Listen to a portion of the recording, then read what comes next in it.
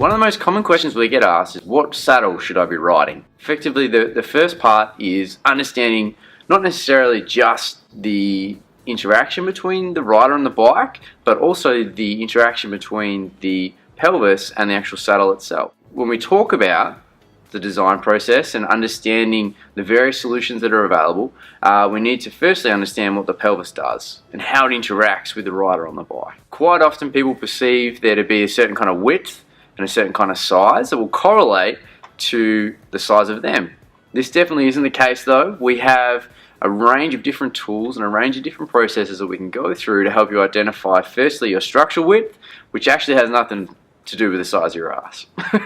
Effectively what we're doing now is taking a combination of tools and a combination of questions and processes to understand the position of your bike, so that drop from the saddle to your handlebar, and also understanding the width of your sit bones to then give you the right kind of product solutions.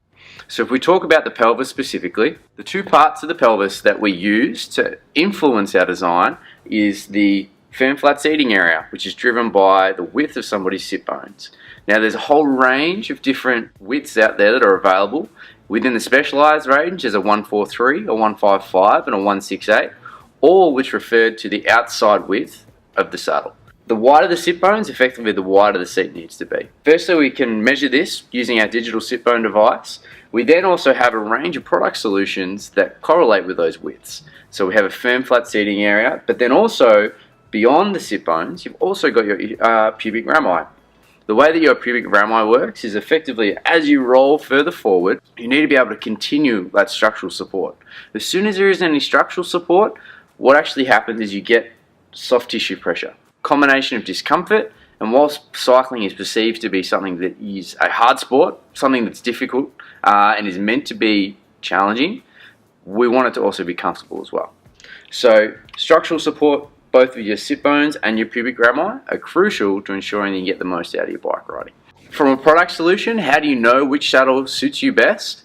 What we need to be able to do is firstly align that sit bone width with the right width of your saddle. Power saddle is a fantastic offering within the specialised range that actually allows you to do that.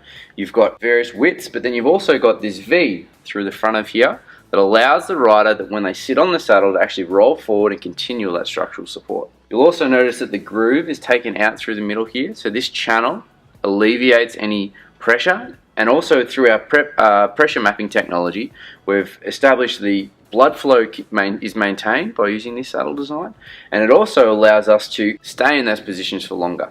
That process that you go through in the store is pretty simple, pretty straightforward. You're going to come in, you're going to sit down on what's called the digital sit bone device.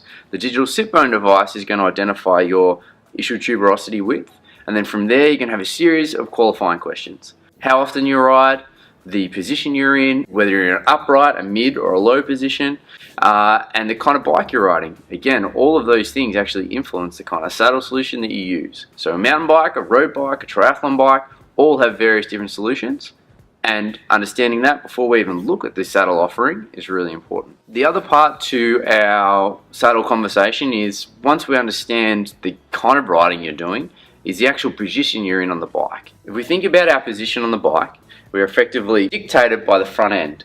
The more the front end goes down, the more the pelvis has to be able to roll forward. If I come up in the front end, the position here comes up as well. We have two saddle offerings that effectively have a flat style to them or a curved style to them. The further I come down in the front end, the more that curvature comes up and actually allows that support to maintain throughout the whole phase from hoods down into drops. The power saddle was the first iteration of a concept that was driven by an understanding of the pelvis. We took the firm flat seating area for the sit bones. We also took the V shape through the front for the pubic rami, but the interaction between the hamstring and the sit bones was also something that didn't necessarily suit every single rider. So whilst we were able to, yes, support two different parts of the pelvis with the design, this new power arc saddle has a greater curve through here to allow those hamstrings to glide, and also has a bigger curve that allows you to sit higher back up on the top of the saddle. Again, really important to understand that it's not necessarily determined just by the position at the front of the bike and the width. It's also got a lot to do about where that hamstring actually interacts with the pelvis. which is where the power arc saddle comes into it. So the power being the first iteration, the power arc being a second generation that may not necessarily suit every single rider, but again is another offering. The third iteration of the power saddle is the elaston. So taking the same overall mold of what we had with the original power saddle, we've taken the understanding of foam and pushed the limits to really understand what comfort means for riders. So you now have not just one piece of foam making up the whole upper material, but actually thousands of small pieces of foam all compressed into one shell and one design. What this does is it means that each individual piece stores its own amount of energy, allowing the rider not to have any sag or not any focused pressure in one particular point, giving us more comfort with both the upper and the lower position on the bike. So from here, head into your local specialised retailer, have a chat to them about the various different styles and saddles that are available, because cycling wasn't meant to be uncomfortable.